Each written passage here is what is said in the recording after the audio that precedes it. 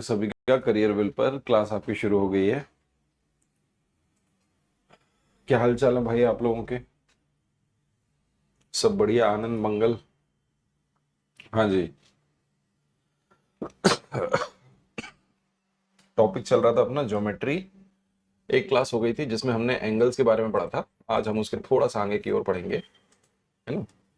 Geometry topic है, angles के बारे में हम पढ़ रहे थे। उसमें हम सुपरलेटिव और सुपरलेटिव कह रहा हूँ, सप्लीमेंट्री और कॉम्प्लीमेंट्री एंगल्स को पढ़ रहे थे। एक मैंने जो सवाल दिया था, मेरी तबीयत खराब है, ठीक है। मैं 2 दिन से जो क्लास तुम्हारी नहीं ले पाया ना, मेरी सही में हालत खराब है। आज तो ये समझो बस मैं कैसे भी अपनी पूरी एनर्जी को इकट्ठा करके तुम्हारी क्लास लेने आ गया। मुझे खुद नहीं पता मुझे क्या हो गया है। मतलब वैसे वायरल सा ही है, जो भी है। हाथ पैरों में दर्द है, पूरा शरीर टूट रहा है। फीवर है नहीं, मतलब फीवर तो नहीं है, लेकिन पूरे हाथ पैरों में दर्द। और गला तो ये समझो, ये पूरा ये यहाँ से यहाँ तक ऐसा लग रहा है कि पूरा चौक हो गया है एकदम। फिर भी गरारे वरारे करके मैं आया हूँ आज, जिससे आपकी क्लास ले पाऊँ। थोड़ी एनर्जी डाउन रहेगी मेरी, उसके लिए मैं माफ़ी चाहूँगा, है ना। थोड़ी एनर्जी मेरी डाउन रहेगी, उसके लिए मैं पहले से ही बोल देता हूँ। आवाज़ अगर थोड़ी कम आए तो प्लीज़ उसको आज मैनेज कर लीजिएगा थोड़ा सा, है ना। आराम से ही पढ़ूंगा मैं। ओके। मैंने आपसे बोला भी था, मैं एक्स्ट्रा क्लास इसीलिए ले रहा था जिससे मैं चाह रहा था कि इस हफ्ते आपका ना एक टॉपिक खत्म हो जाए। ये जो टॉपिक है आपका ज्योमेट्री, वो मैं पूरी कोशिश थी मेरी कि मैं इस हफ्ते उसको खत्म कर दूं आपके इस पेपर 2 में। लेकिन अब तबीयत की वजह से, वैसे तो मैंने एक्स्ट्रा क्लास लगा रखी थी तुम्हारी शाम को 7 बजे, तो दिन में अगर 2 क्लास भी होती तो 4 दिन में 8 क्लास हो जाती। यही मेरा पूरा का पूरा स्केड्यूल था, जिसमें मैं अपनी तबीयत की वजह से खड़ा नहीं बैठ पाया।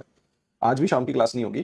कल से मुझे कहीं जाना है, मैंने पहले ही आप लोगों को बताया था कि मुझे फ्राइडे को अपने परिवार के साथ जाना है, मंदिरों पे जाना है। मैं अपनी मम्मी पापा को लेकर जा रहा हूँ, फिक्स है पहले से प्लान। बट कोशिश कर रहा था कि मेरी तबीयत ठीक हो जाए। ओके। चले। ओके, शुरू करते हैं। एक मैंने होमवर्क का सवाल दिया था कि कर लिया था आप लोगों ने? होमवर्क का मैंने एक सवाल दिया था, चलो एक प्रश्न लिखो। प्रश्न में पहले दे चुका था, वैसा ही सवाल है। यदि किसी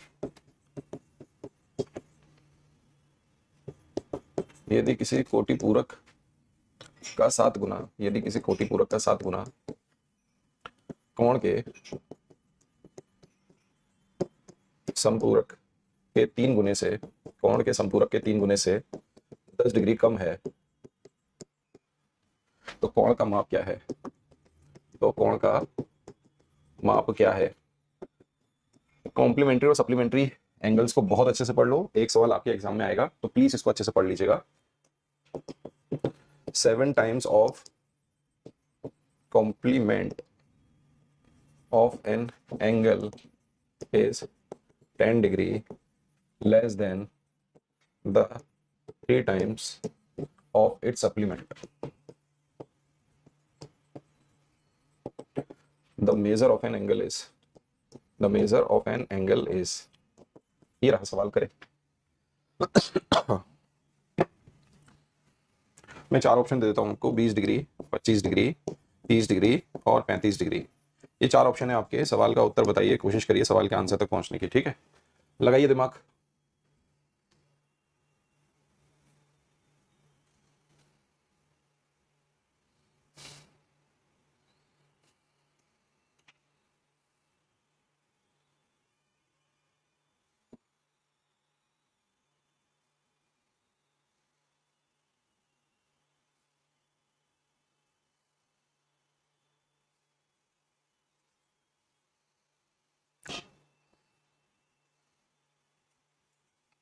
क्या होगा आंसर बताओ? 25 डिग्री। हर बच्चे का उत्तर आ गया। 25 डिग्री आंसर है। बेसिक से कैसे भी सवाल को तुम सॉल्व करोगे तो तुम कर लोगे। सवाल को बोला गया एक एंगल है थीटा, उसका कॉम्प्लीमेंट्री होगा 90 डिग्री माइनस थीटा, और सप्लीमेंट्री होगा 180 डिग्री माइनस थीटा, ठीक है। ये इसका हो गया कॉम्प्ली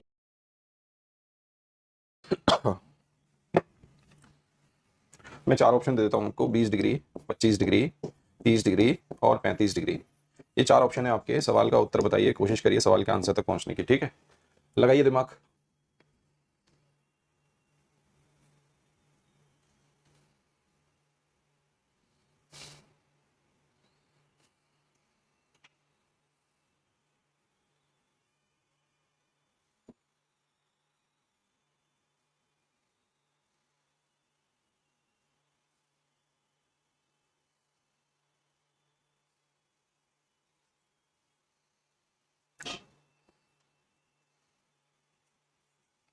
क्या होगा आंसर बताओ? 25 डिग्री। हर बच्चे का उत्तर आ गया। 25 डिग्री आंसर है। बेसिक से कैसे भी सवाल को तुम सॉल्व करोगे तो तुम कर लोगे। सवाल को बोला गया एक एंगल है थीटा, उसका कॉम्प्लीमेंट्री होगा 90 डिग्री माइनस थीटा और सप्लीमेंट्री होगा 180 डिग्री माइनस थीटा। ठीक है, ये इसका हो गया कॉम्प्लीमेंट्री और ये इसका हो गया सप्लीमेंट्री एंगल। अगर कॉम्प्लीमेंट्री का 7 गुना 90 डिग्री माइनस थीटा का 7 गुना, उसके 3 गुने से 10 डिग्री कम है। इसका अगर 3 गुना है सप्लीमेंट्री का, सप्लीमेंट्री के 3 गुने से 10 डिग्री कम है। बस यही सवाल सॉल्व करना है और कुछ नहीं। आंसर आ जाएगा बी ऑप्शन। ऐसा ही सवाल मैंने लास्ट में कराया था आपको, बताओ मुझे क्या इस तरह का प्रश्न मैंने आपसे क्लास के एंड में पूछा था? हाँ या ना, ये सुनो। ठीक है, आगे बढ़े, चलिए आगे बढ़ते हैं। कर लोगे ना, इस पूरी इक्वेशन को सॉल्व करोगे, थीटा की वैल्यू आ जाएगी 25 डिग्री। हम यहाँ पे क्या पढ़ रहे हैं, हमारा टॉपिक क्या चल रहा है? Line and angles. लाइन और एंगल्स चल रहा है। जून में टेस्ट सीरीज लाओगे क्या? नहीं नहीं, हम मई के मतलब 15 मई को मैं टेस्ट अपलोड करना शुरू कर दूंगा। 15 मई से हम टेस्ट अपलोड कर देंगे, बट हम ये करेंगे कि स्टार्टिंग में 1 2 1 2 1 2 1 2 ऐसे ऐसे टेस्ट अपलोड करेंगे। 15 मई से, 15 मई से हम टेस्ट अपलोड कर देंगे। ठीक है, और लिखिए कुछ प्रश्न और मैं आपको दे रहा हूं, उनको और देखिएगा, कोशिश करिएगा उनको लिखने की।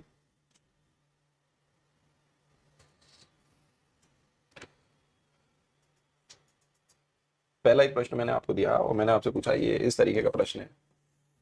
पहले आते थे सवाल, अब तो नहीं आते इस तरीके के। 2a degree 4a degree b degree और ये है 2b डिग्री। यहां मुझे क्या बताना है? मुझे b की वैल्यू बतानी है। ये पहला प्रश्न है। प्रश्न नंबर दूसरा वो भी कुछ इसी तरह का है। x degree 2x degree y degree और 3y डिग्री। यहां मुझे y की वैल्यू बतानी है। y की वैल्यू क्या आएगी? अगला प्रश्न लिखिए, तीसरा। बहुत ही सिंपल प्रश्न है, कुछ भी नहीं है इनके अंदर। 3x plus 20 degree. बताइए उत्तर क्या होगा? चौथा प्रश्न, यहाँ x की वैल्यू बतानी है, क्या होगी?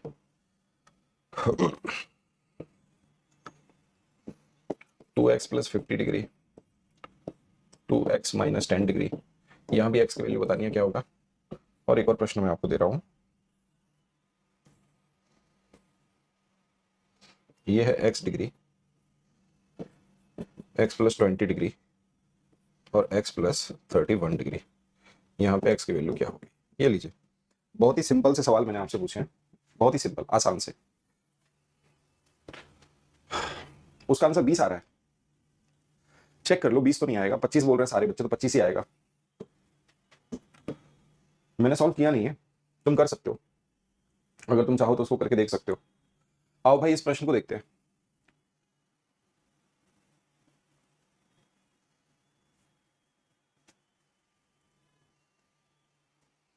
अब देखो, जब आप ये चीज देख रहे हो तो इससे पहले तुमको एक चीज पढ़नी पड़ेगी।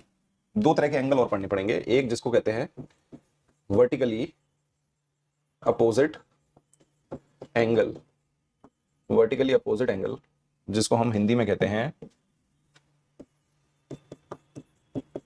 शीर्षाभिमुख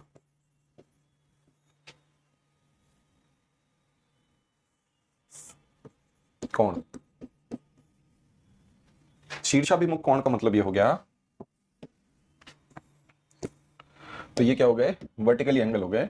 अगर ये x है तो ये भी x होगा, अगर ये y है तो ये भी y होगा।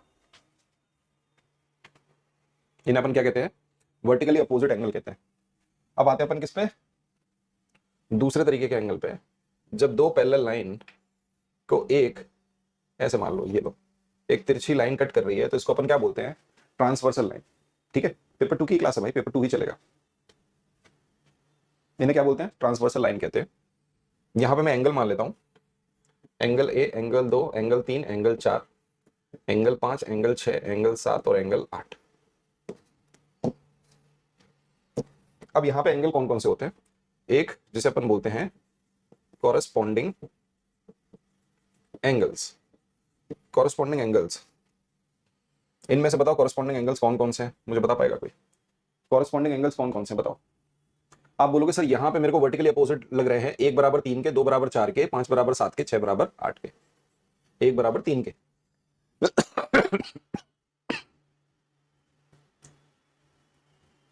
कॉरस्पॉन्डिंग एंगल बताओ। बहुत अच्छे। Angle 1 is equal to angle 5, angle 2 is equal to angle 6, angle 3 is equal to angle 7 और angle 4 is equal to angle 8। ये क्या हो गए? ये हो गए आपके कॉरस्पॉन्डिंग एंगल। एंगल 1 बराबर एंगल 5 के, मतलब जो एंगल ये होगा वही एंगल ये होगा, जो एंगल ये होगा 2 होगा वही एंगल 6 होगा, जो 3 होगा वो 7 होगा, जो 4 होगा वो 8 होगा। इन्हें क्या बोलते हैं? Corresponding angle. ठीक है। अब इसके बाद क्या होता है जिसको अपन बोलते हैं अल्टरनेट एंगल। इसको हिंदी में क्या बोलते हैं कॉरस्पॉन्डिंग एंगल को? Alternative angles. अल्टरनेटिव एंगल्स को हिंदी में बोलते हैं एकांतर कोण।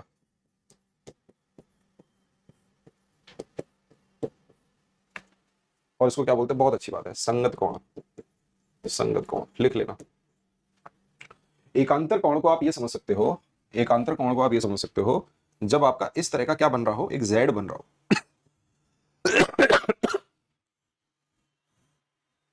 आ रही है बात समझ में?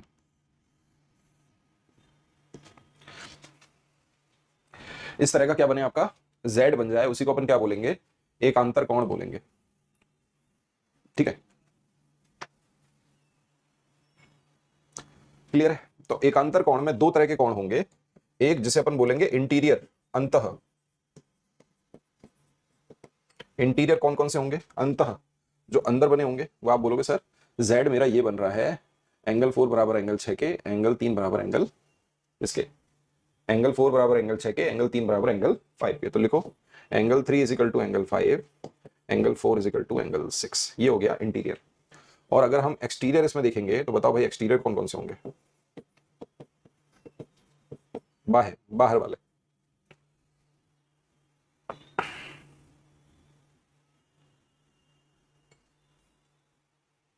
एंगल 1 बराबर एंगल 7 के, एंगल 2 बराबर एंगल 8 के। लिख लो एंगल 1 बराबर एंगल 7 के और एंगल 2 बराबर एंगल 8 के। ये सभी क्या हैं? ये सभी अल्टरनेटिव एंगल। ये सभी क्या हैं? अल्टरनेटिव एंगल है कि नहीं? हाँ या ना? बस ये छोटी सी बात आपको समझनी थी। अगर ये आपके समझ में आ गई तो बस फिर तो कोई दिक्कत ही नहीं है। अगर ये एक्स है तो ये एक्स हो जाएगा, ये एक्स है तो ये एक्स हो जाएगा।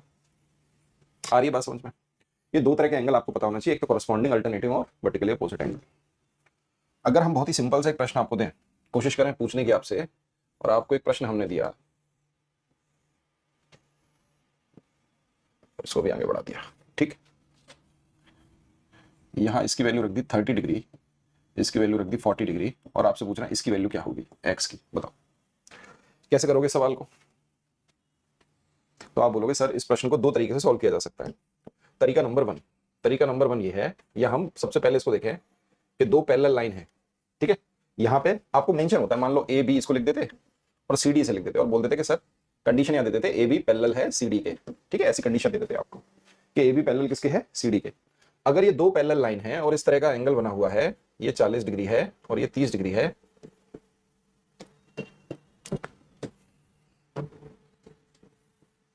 ये 40 डिग्री और ये 30 डिग्री है, तो एक तरीका ये है कि मैं यहां पर भी एक पैरेलल लाइन ड्रॉ कर लेता हूं। तो आप मुझे बताओ दो पैरेलल लाइन हो गई, दो पैरेलल लाइन, तो ये एंगल क्या हो गए? अल्टरनेट एंगल हो गए। अल्टरनेटिव एंगल हुए कि नहीं दो पैरेलल लाइन के बीच? एक चीज यहां और समझ लेना इसमें कि एंगल 3 और एंगल 6 इन दोनों का सम 180 डिग्री के बराबर होगा, इन दोनों का सम 180 डिग्री के बराबर होगा। इसका मतलब ये दोनों एक दूसरे के सप्लीमेंट्री होंगे। दो पैरेलल लाइन के दोनों एडजेसेंट एंगल का सम 180 डिग्री होता है, ये बात भी गौर से समझ लेना। तो देखो अगर ये अल्टरनेट एंगल है, अगर ये 30 है तो ये वाला भी 30 हो गया, अगर ये 40 है तो इतना हिस्सा देखो बन रहा है जेड, 40 और 30 70 डिग्री। सवाल का उत्तर आ गया। एक तो तरीका ये हो गया सवाल को सॉल्व करने का। दूसरा तरीका ये है,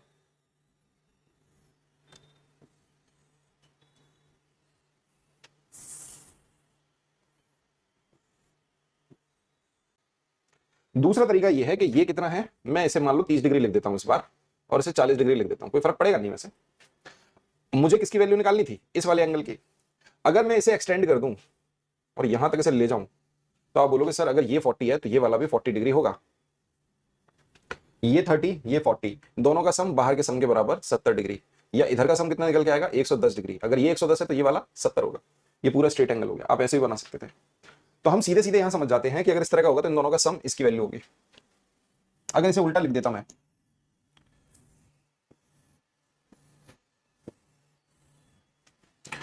और अगर मैं यहां लिख देता ये है 130 डिग्री और ये है 140 डिग्री, अब बताओ इसकी वैल्यू क्या होगी एक्स की?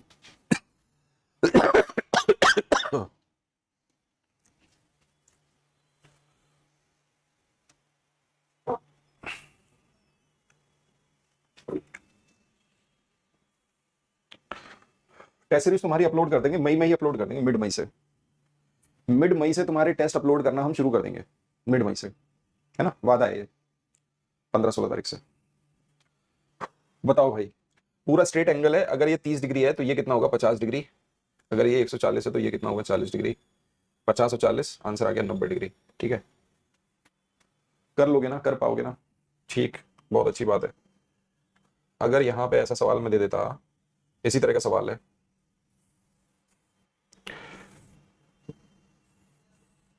ये लो, ऐसा मैंने बना दिया, इसको एक इस बार दिया 120 डिग्री और इसको मैंने लिखा 130 डिग्री। ठीक है भाई, और मैं आपसे पूछ रहा हूं ये वाला एंगल कितना होगा, इसकी वैल्यू बताओ, बाहर वाले की।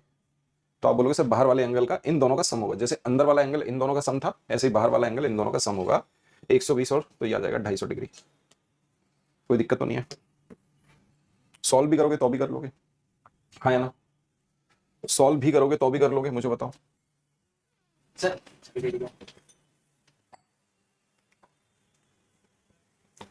सॉल्व भी करोगे तो भी कर लोगे, बताओ। अगर ये 120 है तो ये कितना होगा 60 डिग्री, अगर ये 130 है तो ये कितना होगा 50 डिग्री। क्यों? क्योंकि टोटल 180 डिग्री होगा। 60 और 50 कितना हो गया यहाँ पे देखो, आप बोलोगे सर 110 डिग्री। अगर ये 110 डिग्री है तो ये वाला कितना होगा टोटल 360, 360 में से 110 गए 250 डिग्री। ठीक है भाई, डन है, हो जाएगा, आ जाएगा। अरे बाप रे, लीजिए एक प्रश्न है, P Q is to S T, parallel दे रखा है, ये है आपके पी क्यू एस टी, इसे आर मान लो। इसकी वैल्यू दे रखी है 110 डिग्री, इसकी वैल्यू है 130 डिग्री और एक्स डिग्री। बताओ भाई एक्स क्या होगा?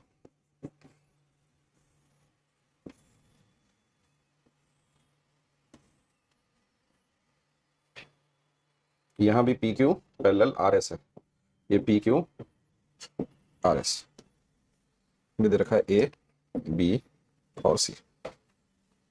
इसकी वैल्यू दे रखी है 100 डिग्री, इसकी वैल्यू दे रखी है 70 डिग्री,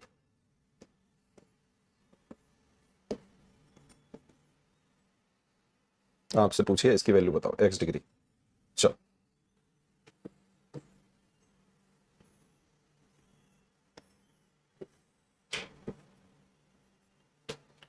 यहां पे बोला गया ए बी पैरेलल है सी डी के, ए बी सी डी, इसे मैंने ई मान लिया। इसकी वैल्यू दे दी 75 डिग्री, इसकी वैल्यू दे दी 35 डिग्री और ये वाला एंगल थीटा हमसे पूछ रहा है 9th नंबर।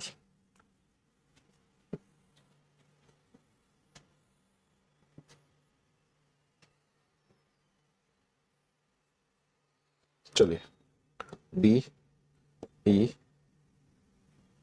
ए बी सी डी ई, ये हो गया एफ। ये दे रखा है 55 डिग्री, ये दे रखा है 28 डिग्री और आपसे पूछ रहा है ये वाला एक्स डिग्री क्या होगा। यहाँ कंडीशन है ए सी पैरेलल है डी ई के। चलो 4 सवाल हैं, चारों का उत्तर दीजिए। बताइए, 4 प्रश्न मैंने आपसे पूछे, चारों का उत्तर मुझे कोशिश करिए देने की।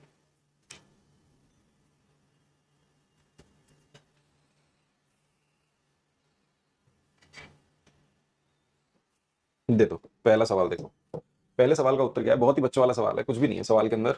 अगर मैं एक पैरेलल लाइन ऐसे मान लूं यहाँ पे, तो देखो क्या बन गया, ये अल्टरनेट एंगल, ये 110 तो ये भी 110, ये 130 तो ये भी 130, देखो ना बन रहा है ऐसे, ये देखो ऐसे, ये मान लिया ऐसे, तो 130 तो 130 डिग्री, टोटल 180 है। अगर ये टोटल 180 है तो ये कितना हो गया, अरे नहीं यार, अल्टरनेट एंगल्स, अल्टरनेट एंगल से पूरा बनेगा ना। यहाँ पे ये बन गया, दो पैरेलल साइड के एडजेसेंट एंगल का सम 180 डिग्री होता है, वो वाली बात यहाँ पे लागू हो गई। अगर ये पैरेलल साइड है, ये भी पैरेलल साइड है, अगर ये 130 है तो ये वाला इन दोनों का सम 180 होगा। अगर ये 130 है तो ये कितना हो गया 50 डिग्री, ये 110 है तो ये कितना हो गया 70 डिग्री। अब कर लोगे तो भाई 70 और 50 120, तो एक्स की वैल्यू कितनी आ गई? इस सवाल में एक्स की वैल्यू है 60 डिग्री। पहले सवाल का उत्तर है 60 डिग्री। पहले सवाल का उत्तर क्या है 60 डिग्री। आइए इस प्रश्न को करते हैं। अगर ये प्रश्न आप देख पा रहे हो तो यहाँ पे एक ये पैरेलल लाइन है और एक ये पैरेलल लाइन है। पैरेलल लाइन में एडजेसेंट एंगल ये 70 है तो ये कितना होगा बताओ। वैसे भी कर लोगे, आपको अगर ये एंगल निकालना होगा तो ये कितना होगा 70 डिग्री है कि नहीं। अगर ये 100 डिग्री है तो ये कितना होगा 80 डिग्री, टोटल 160 होता है। और आप मुझे बताओ इन दोनों का सम, इस वाले एंगल का सम और इस वाले एंगल का सम बाहर के एंगल के सम के बराबर होता है। ट्रायंगल की प्रॉपर्टी होती है। तो एक्स की वैल्यू तो 30 डिग्री वैसे ही आ रहा है, चाहे आप ऐसे निकाल लो, इसे 70 मानो इसे 80 मानो, दोनों को जोड़ दो 150। ये वाला कितना होगा, कोई तीनों का सम किसके बराबर आएगा 180 के, तो ये 150 है तो ये 30 होगा। ठीक है, ये ऐसे भी समझ सकते हो, इसका सम और इसका सम बाहर वाले एंगल के सम के बराबर होता है। 70 और 30 ये हो गया 100। दूसरा हो गया। अब आते हैं तीसरे पे। दो पैरेलल लाइन है ए बी और सी डी। पैरेलल लाइन में ये वाला एंगल और ये एंगल, ये दोनों क्या हो गए कॉरस्पॉन्डिंग एंगल। देखो ये 75 है तो ये भी कितना होगा 75 कॉरस्पॉन्डिंग। और भाई ट्राइंगल की प्रॉपर्टी ये कहती है कि भाई अगर ये 35 है तो ये एंगल और ये एंगल का सम 75 के बराबर होगा। थीटा की वैल्यू निकल के आ गई 40 डिग्री। यही सवाल का उत्तर है। दूसरा तरीका ये था कि भाई अगर ये 75 है तो ये वाला एंगल कितना होगा, क्योंकि ये पूरा 180 है तो आप बोलोगे सर 105 डिग्री। अब इन तीनों का सम 180 के बराबर होगा, तो 105 और 35 कितना हो गया 140 डिग्री। 180 में से 140 गए तो ये एंगल कितना बचा 40 डिग्री। जैसा तरीका ठीक लगे वैसा कर लो। अब आते हैं सवाल पर। यहां पे कहा गया जो AC है, देखो AC ये पैरेलल तो ये भी पैरेलल है, आगे भी बढ़ी हुई है, ये इसके बराबर है।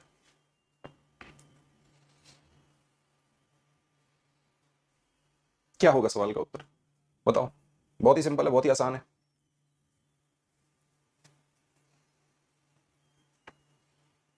एक 125 डिग्री, बहुत बढ़िया।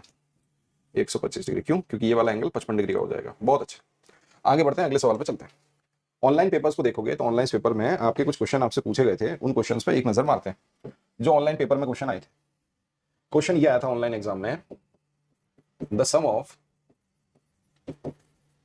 The two alternate interior angles formed by the intersection of two parallel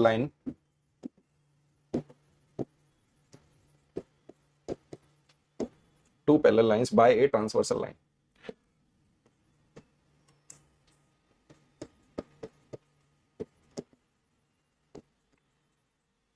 By a transversal line is 140 degree. उनका सम 140 डिग्री है। If one ulterior angle is y, if one of the alternate interior angle, ये सवाल आपके exam का है, प्रश्न याद रखना, आपके एग्जाम में पूछा गया प्रश्न है, एनसीईआरटी का प्रश्न उठा के दिया इन्होंने। Angle is y, then the value of 3y minus 15 degree is. ये लीजिए प्रश्न को पहले समझिए। प्रश्न सीधा सीधा आपके एग्जाम से है। चार ऑप्शन थे, 185 डिग्री, 195 डिग्री, 205 डिग्री और 210 degree. B option, C option और डी ऑप्शन। हिंदी में लिखते हैं सवाल को, दो समांतर रेखाओं को एक तिर्यक रेखा द्वारा प्रतिच्छेद करने से बने दो एकांतर अंतः कोणों का योग 140 डिग्री है यदि इसमें से एक कोण y है। यदि इसमें से एक कोण y है तो 3y माइनस 15 डिग्री का मान क्या है। अब यार ये सवाल ना इतना, क्या बोलें इसको, कैसे बोलें, क्या बोलें इसके बारे में। इस सवाल के बारे में ये बोलेंगे कि इससे ज्यादा आसान सवाल आपके एग्जाम में नहीं आ सकता। अब ये प्रश्न क्या है, ये प्रश्न के नाम पे कलंक है। आपको पता होना चाहिए कि दो पैरेलल लाइन है। सवाल में ये कहा गया कि ऐसी दो पैरेलल लाइन है और एक ट्रांसवर्स लाइन ने उनको प्रतिच्छेद कर दिया। तो प्रतिच्छेद करने से इंटीरियर एंगल, ये एंगल और ये एंगल, अगर ये x है तो ये भी x है, ये वाला एंगल y है तो ये एंगल भी y होगा। ये दोनों इंटीरियर एंगल हैं, मतलब ये एंगल और ये एंगल बराबर होंगे, ये एंगल और ये एंगल बराबर होंगे। आपसे बोला गया दो अंतः इंटीरियर एंगल, चाहे तो इन दोनों को मान लो चाहे इन दोनों को मान लो, दोनों का सम कितना है 140। आपको पता है दोनों एंगल आपस में बराबर हैं, अगर 140 सम है तो एक एंगल होगा 70 डिग्री और दूसरा एंगल भी होगा 70 डिग्री, दोनों बराबर है ना आपस में। तो y की वैल्यू आ गई 70 डिग्री, तो बस बेटा 3y माइनस 15 डिग्री, यही सवाल का उत्तर है। आप बोलोगे 7 तिया 21, 210 डिग्री। ऑप्शन नंबर 20 का। बताओ भाई किस किसने जल्दबाजी में गलत उत्तर दिया और किस किसने सही उत्तर दिया, चेक कर लीजिए। जल्दबाजी में हो सकता है आप लोगों ने गलत उत्तर दे दिया हो, आपने सवाल को ढंग से ना पढ़ा हो। अब ये प्रश्न आपके एग्जाम में आएगा तो कर नहीं पाओगे, एक और लिखो ऐसा ही प्रश्न।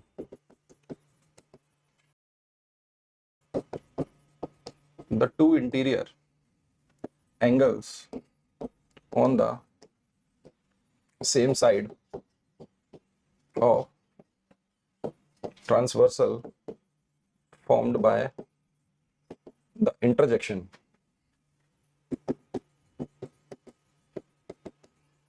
of two parallel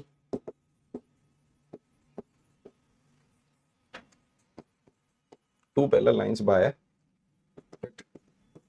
are x and 70 degree, then the value of 3x minus 30 degree is। बताओ भाई क्या होगी वैल्यू 3x माइनस 30 डिग्री की। दो समांतर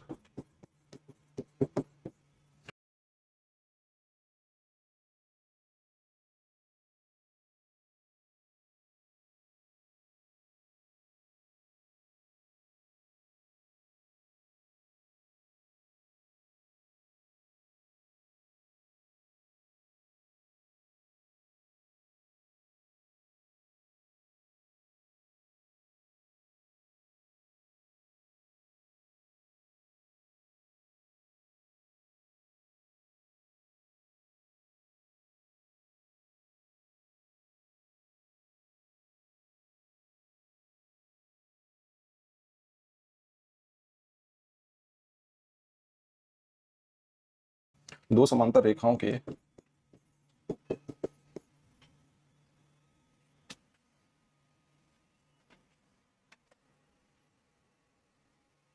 दो समांतर रेखाओं को एक तिर्यक रेखा के प्रतिच्छेद द्वारा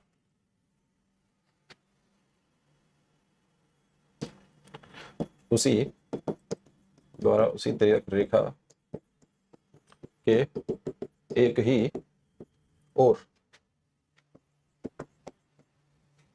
पर बने अंतः कोण x और 70 डिग्री है, तो तब 3x माइनस 30 डिग्री का मान क्या होगा, 3x माइनस 30 डिग्री का मान क्या होगा। पहले बात समझ में आनी चाहिए आपके, इस सवाल में कोई फिगर नहीं बनाना। अब ये जो प्रश्न आपके सामने है यहाँ पे कोई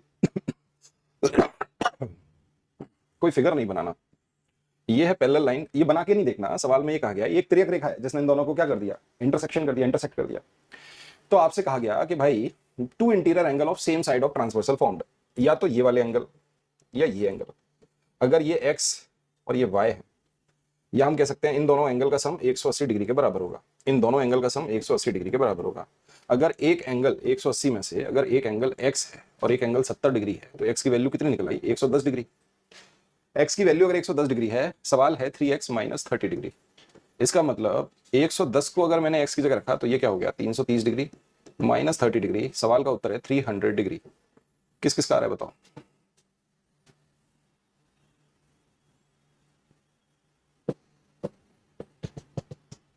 ओके, एक और लिखो ऐसा प्रश्न।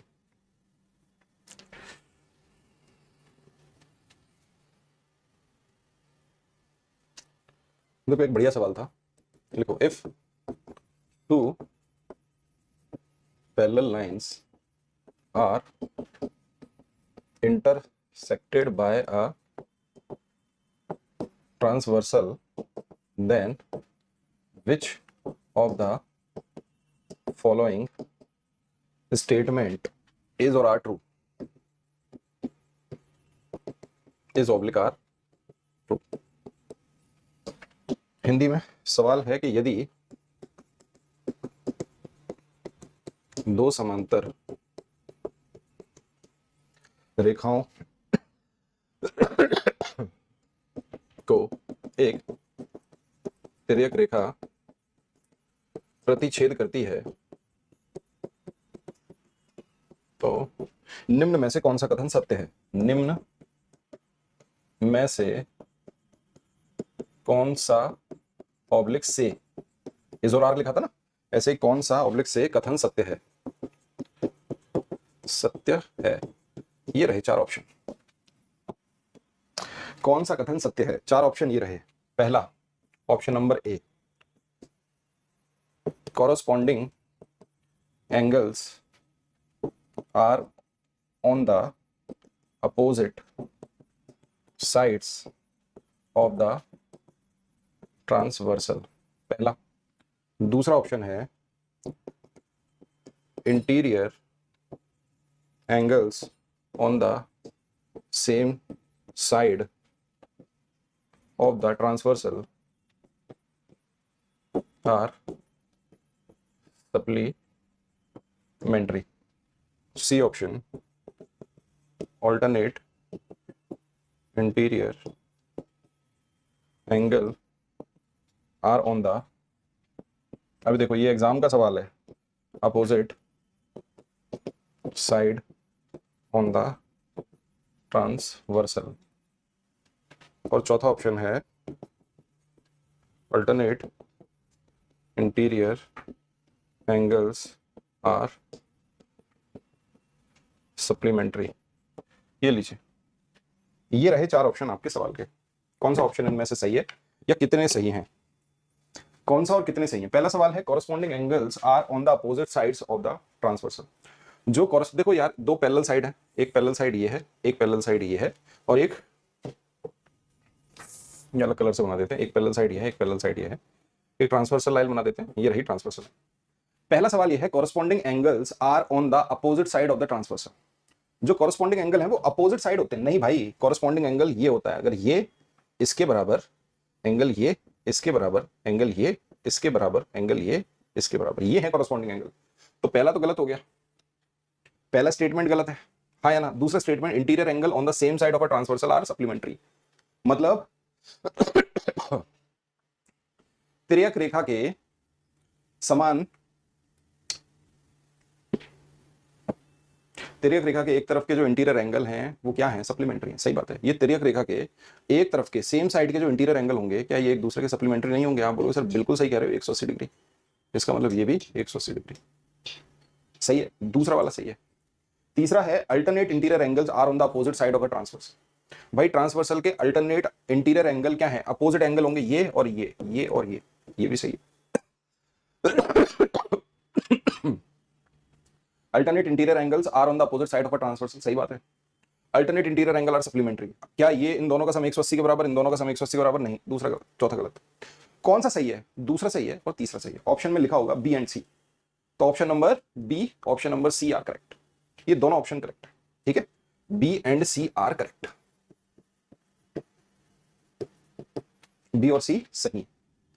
तो याद रखना, इसको अच्छे से पढ़ लो, ये आपके एग्जाम का प्रश्न है। एक सवाल ऐसा आ सकता है, फिर आप ये मत बोलना कि आपको पढ़ाया नहीं, आपको पढ़ाया, सब कुछ किया है। आपने पढ़ा कितना है डिपेंड इस बात पे करता है। एक और प्रश्न लिखिए,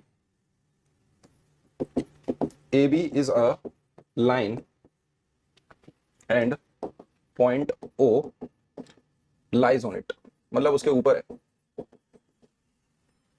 एक रे है, ओ सी इज ड्रॉन, जिसको बना दिया गया, टेकिंग अ पॉइंट सी जो कि नॉट लाइंग, जो कि ए बी के ऊपर नहीं होगा, ऑन लाइन ए बी, नीचे।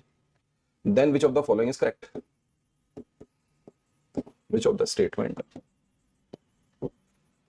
Is and are true? कौन सा स्टेटमेंट सही है? ए बी एक सरल रेखा है, ए बी एक सरल रेखा है जिस पर ओ एक, जिस पर स्थित ओ एक बिंदु है, जिस पर स्थित ओ एक बिंदु है, रेखा ए बी के बाहर बिंदु सी को लेते हुए किरण ओसी खींची जाती है। देखो जो सवाल आया एग्जाम में वही लिखा रहा हूं, अपने मन से नहीं लिखा रहा हूं। तब निम्न में से कौन सा या से कथन सत्य है? निम्न में से कौन से ऑब्लिक सा कथन सत्य है? लो भाई 4 ऑप्शन देते हैं आपको, सॉरी 4 नहीं है, इस बार आपके 2 स्टेटमेंट है, इस बार आपके 2 स्टेटमेंट है। पहला, angle AOC and angle BOC form a linear pair. पहला, ठीक है, ये पहला स्टेटमेंट है। दूसरा स्टेटमेंट हो गया, angle AOB and angle BOC are adjacent angle. अब मुझे कोई बच्चा ये बता सकता है एडजेसेंट एंगल और लीनियर पेयर में अंतर क्या है? अब आपको अंतर ही नहीं पता होगा तो फिर आप कैसे करोगे बताओ? लिखो हिंदी में, AOC और BOC। AOC और BOC एक रैखिक युग्म बनाते हैं, रैखिक युग्म बनाते हैं। पहला स्टेटमेंट। दूसरा है एंगल AOB और एंगल BOC आसन्न कोण है।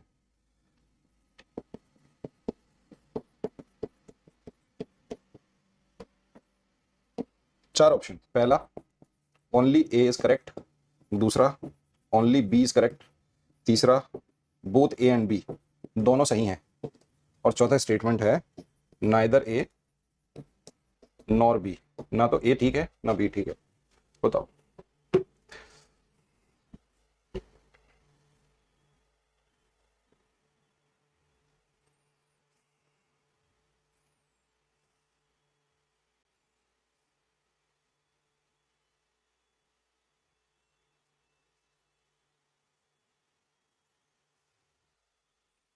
बताओ।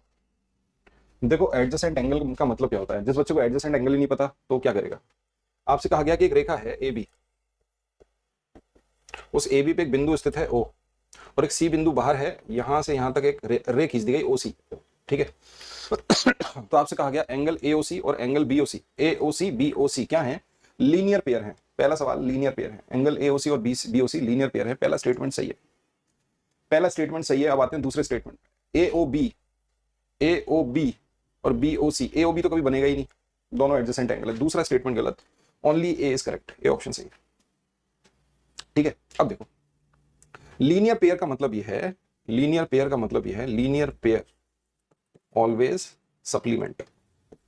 ये हमेशा सप्लीमेंट्री होंगे, हमेशा सप्लीमेंट्री होंगे एक दूसरे के।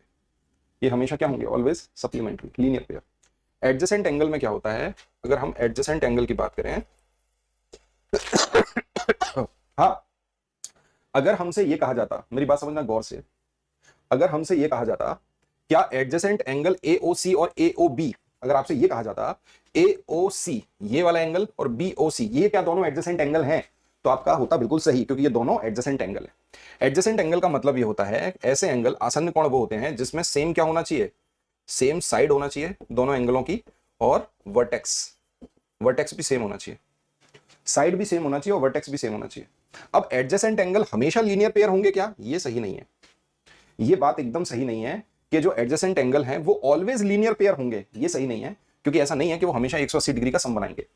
लेकिन linear pair of angle always adjacent angle, ये बात सही है, क्योंकि जो लीनियर पेयर होगा वो तो एडजेसेंट एंगल होगा ही होगा। लेकिन हर एक एडजेसेंट एंगल लीनियर पेयर होगा क्या? नहीं, ये सही नहीं है। अगर मैं मान लेता, ये लो भाई एक कॉमन वर्टेक्स है, ये मैंने माना, ये एक साइड मान ली मैंने, ये O है, ठीक है, ये मान ली C, ये है A और ये है B, ठीक। अब इसमें क्या हो गई? कॉमन वर्टेक्स और कॉमन साइड हो गई। इस एंगल के लिए भी OC साइड है, इस एंगल के लिए भी OC साइड है। तो एंगल AOC और एंगल BOC अगर मैं इसके अकॉर्डिंग चलूं तो ये क्या है? एडजेसेंट एंगल हैं, ये दोनों एक दूसरे के एडजेसेंट हैं। आपने बोला सर ये आसन्न कोण है, अच्छी बात है। बट क्या ये लीनियर पेयर है? आप बोलोगे नहीं सर ये लीनियर पेयर नहीं है, क्योंकि linear pair always supplementary. Done है? आ रही है बात समझ में? इस सवाल में अगर इस ऑप्शन में लिखा होता AOC और BOC तो ये भी स्टेटमेंट आपका सही था, है ना?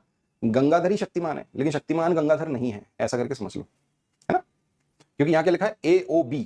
AOB कैसा आएगा भाई? एंगल AOB ये कैसे निकालोगे? है ना? तो गलत लिख दिया। वर्टेक्स को हिंदी में क्या कहते हैं? भुजा, शीर्ष।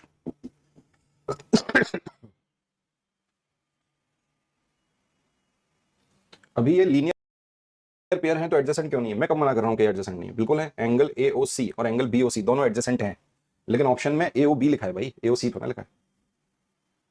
ठीक है? सप्लीमेंट्री क्या होता है? कहां थे आप दिव्य पुरुष? समपूरक कौन कहते हैं इसको? जिसका सम 180 डिग्री होता है।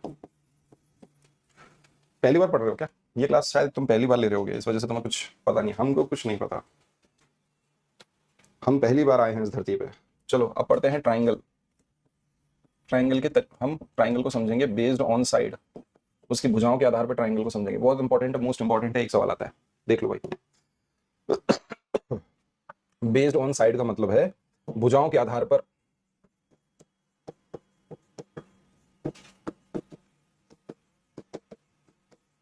हम त्रिभुज को देख रहे थे, अब हम त्रिभुज को देखेंगे, अच्छे समझेंगे। उसकी भुजाओं के आधार पर, भुजाओं के आधार पर त्रिभुज तीन भागों में बांटा जाता है। तीन भागों में त्रिभुज को देखा जाता है। एक त्रिभुज जिसको अपन बोलते हैं scalene, scalene triangle, scalene triangle. दूसरा आइसोसेलेस ट्राइंगल, और तीसरा इक्विलेटरल ट्राइंगल। अगर हिंदी में लिखें इसको तो ये कौन सा त्रिभुज है? आप बोलोगे सर ये विषम बाहु त्रिभुज है। विषम बाहु त्रिभुज। ये कौन सा त्रिभुज है? सम द्विबाहु, जिसकी दो भुजाएं बराबर है। इक्विलेटरल समबाहु त्रिभुज, जिसकी तीनों भुजाएं बराबर है। समझे भाई दोनों के तरीके को? ठीक है। अगर मैं स्केलन ट्राइंगल की बात करूं तो इसमें तीनों साइड अलग होती हैं। आइसोसेलेस को देखें तो इसकी दो साइड बराबर होती हैं। ये वाली साइड, ये अगर ये A है, ये A है, ये B है, यहां डिनोट कर दो साइड A, ये हो गया B और ये हो गया C। और इसकी तीनों भुजाएं आपस में बराबर होती हैं। तो अगर ये A है तो ये भी A है और ये भी A है। क्या बात आपकी समझ आ रही है? हम मेंसुरेशन में तीनों पढ़ चुके हैं। पहले वाले की तीनों साइड डिफरेंट है, दूसरे वाले को देख पा रहे हैं तो दूसरे की दो साइड बराबर है, और तीसरे वाले को देख रहे हैं तो तीनों साइड बराबर है। ठीक है? सॉरी। ठीक है भाई, समझेंगे इसको। अब देखो आगे बढ़ते हैं। यहां पे ना आपके दो रूल हैं, और जो एकदम पुख्ता रूल है ट्राइंगल को बनाने के। सबसे पहला नियम, जब ट्राइंगल को बनाया जाता है, ट्राइंगल का कंस्ट्रक्शन करा जाता है, तो आपके केवल ये दो ही प्रॉपर्टी हैं जो लागू होनी चाहिए। अगर ये दोनों प्रॉपर्टी लागू हो रही है तो साइड के आधार पे आप ट्राइंगल को देख सकते हो, बना सकते हो। पहली प्रॉपर्टी है sum of any two sides of a triangle, sum of any two sides of a triangle is always greater than the third side। Hindi में इसका अर्थ होगा एक त्रिभुज की किसी भी दो भुजाओं का योग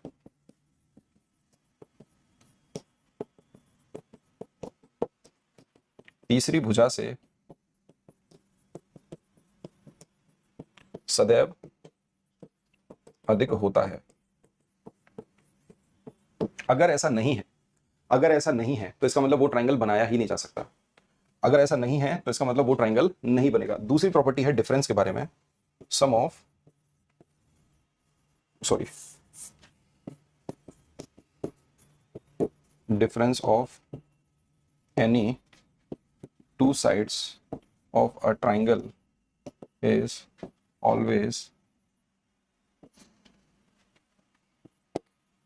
smaller than the third side। अच्छे से लिख लो, इस पे सवाल आएगा आपके एग्जाम में।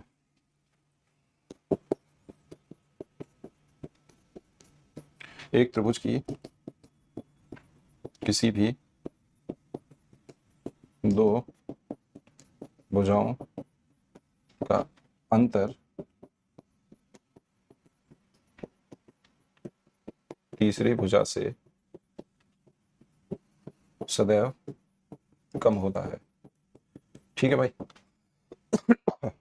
सवाल का मतलब ये हो गया कि कोई भी दो साइड को अगर अपन जोड़ेंगे तो वो तीसरी साइड से अधिक होगा। अगर ए को बी में जोड़ेंगे तो वो सी से अधिक होगा, बी को सी में जोड़ेंगे तो वो ए से अधिक होगा, या सी को ए में जोड़ेंगे तो वो बी से अधिक होगा। क्या ये बात समझ में आ रही है? किसी भी दो साइड का सम तीसरी भुजा से अधिक होगा। तो ऐसे ही अंतर लेंगे, अगर ए का बी में लेंगे तो वो सी से छोटा होगा, बी का सी में लेंगे तो वो ए से छोटा होगा, या सी का ए में लेंगे तो वो बी से छोटा होगा। आ रही है बात समझ में? अब अंतर का मतलब ये नहीं है कि छोटे में से बड़ा घटाओगे, अंतर मतलब होता है दोनों का अंतर। ठीक है, आ रही बात समझ में? अगर ये प्रॉपर्टी फॉलो नहीं हो रही तो ट्राइंगल बन ही नहीं सकता। ट्राइंगल तो आप बना ही नहीं सकते, ट्राइंगल कभी जीवन में बनेगा ही नहीं। ठीक है, सॉरी। अब आपके एग्जाम में एक प्रश्न आपसे पूछा गया, जरा देखना इसको। इन अ ट्राइंगल एबीसी ट्राइंगल में ए बी दे रखा है 12 सेंटीमीटर, बी सी दे रखा है 15 centimetre, then which of the following is true. निम्नलिखित में से कौन सा सही है? हिंदी में सवाल है, किसी त्रिभुज ए बी सी में ए बी बराबर 12 सेंटीमीटर, बी सी बराबर 15 सेंटीमीटर है तो निम्न में से कौन सा सत्य है? लो भाई, चार ऑप्शन देते हैं आपको। Option number A, 3 centimetre less than A C, और इससे बड़ा होगा 27 सेंटीमीटर। इसका मतलब ये हो गया ये 27 सेंटीमीटर से ए सी छोटा है, 3 सेंटीमीटर से बड़ा है। बी ऑप्शन हो गया A C less than 3 centimetre, C option हो गया A C greater than 27 centimetre, और डी ऑप्शन हो गया ए सी बराबर 27 सेंटीमीटर। बताओ, बताइए भाई। अब देखना जरा इस प्रश्न को, ये आपके एग्जाम में आया हुआ प्रश्न है। सवाल ये कहता है, एक ट्राइंगल है जिसकी 3 साइड है। मैंने मानी भाई, देखो ऐसा एक ट्राइंगल है, बनाने की जरूरत नहीं होती ट्राइंगल को, लेकिन अगर कह रहा हूं कि मैं बना लेता, मान लो मैंने एक ट्राइंगल बना लिया, ये बना लिया लो, ठीक है, ए बी सी, ये हो गया। ए बी दिया है 12, ये दिया है 15। ठीक है, किसी भी दो साइड का सम 12 प्लस 15 तीसरी साइड ए सी से अधिक होगा, और किसी दो साइड का डिफरेंस 15 माइनस 12 ए सी से छोटा होगा। तो इसे सॉल्व किया मतलब 27 ए सी से बड़ा होगा और 3 ए सी से छोटा होगा। ये दोनों ही बातें सही हैं, ये भी सही है और ये भी सही है।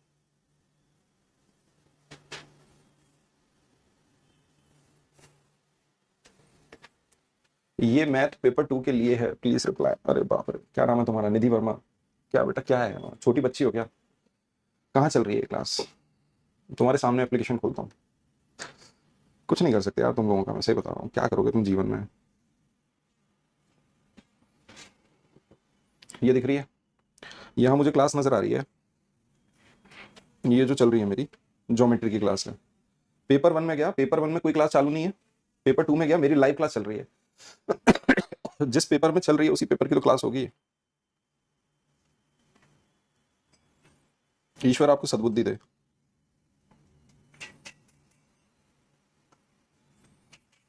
चलो बड़े होंगे।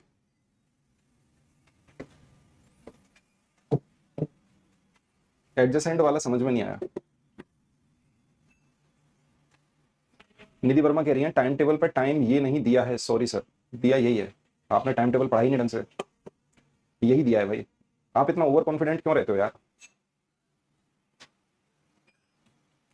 दिया है टाइम टेबल पर मेंशन है अलग से। पेपर 1 की क्लास 2 बजे से 3 बजे, पेपर 2 की क्लास एक लगती है 12:45 से 2 बजे तक, और दूसरी क्लास लगती है शाम को 7 बजे से। वो एक्स्ट्रा क्लास है तुम्हारी जो शाम को 7 बजे से लगती है। वो आज ऑफ रहेगी, कल भी रहेगी, परसों भी रहेगी। अब मैं मंडे या ट्यूसडे को ही तुम्हारी क्लास होगी अब, ठीक है?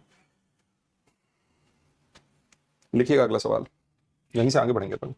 ये प्रश्न आपके एग्जाम का पूछा गया प्रश्न है। एग्जाम में आया था कि भाई एक ट्राइंगल है, a triangle is to be constructed, जिसको बनाया जाता है with side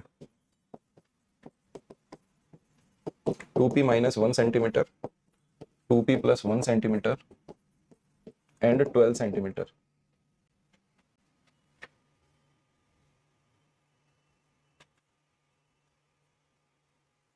For constructing the triangle को बनाने के लिए P must always be, P हमेशा क्या होना चाहिए, ये लीजिए, एक त्रिभुज की संरचना की जानी है, एक त्रिभुज की संरचना की जानी है जिसकी भुजाएं 2p माइनस सेंटीमीटर है। त्रिभुज की संरचना के लिए P सदैव, त्रिभुज की संरचना के लिए P सदैव, P हमेशा क्या होगा बताओ। 4 ऑप्शन है। पहला ग्रेटर देन 3, 3 से बड़ा होगा, ग्रेटर देन 2.5, ये सेंटीमीटर है भाई, है ना। तीसरा इक्वल टू 3 सेंटीमीटर और इक्वल टू 2.5 सेंटीमीटर। बताओ ये लो, आज शाम को क्लास नहीं होगी। अगर इस प्रश्न को तुम करोगे तो आपसे कहा गया किसी भी दो भुजाओं का सम 2p plus 1 plus 2p minus 1 ये तीसरी भुजा से अधिक होगा। करो सॉल्व इसको। जब सॉल्व करोगे 1 से 1 कट गया, ये हो गया 4p ग्रेटर देन 12, तो p ग्रेटर देन 3, p की वैल्यू 3 से अधिक होगी, p की वैल्यू 3 से अधिक होगी। ये स्टेटमेंट इज करेक्ट। चलो भाई क्लास को यहीं समाप्त करते हैं। अब आपकी जो क्लास रहेगी वो आपको मिल जाएगा, मैं पहले ही आपको बता दूंगा, मैं छुट्टी पे जा रहा हूँ, तो आपकी क्लास या तो रहेगी मंगलवार को या रहेगी बुधवार को, तो मंगल और बुध में से अगले हफ्ते, ठीक है। चलिए बहुत बहुत शुक्रिया, धन्यवाद, थैंक यू।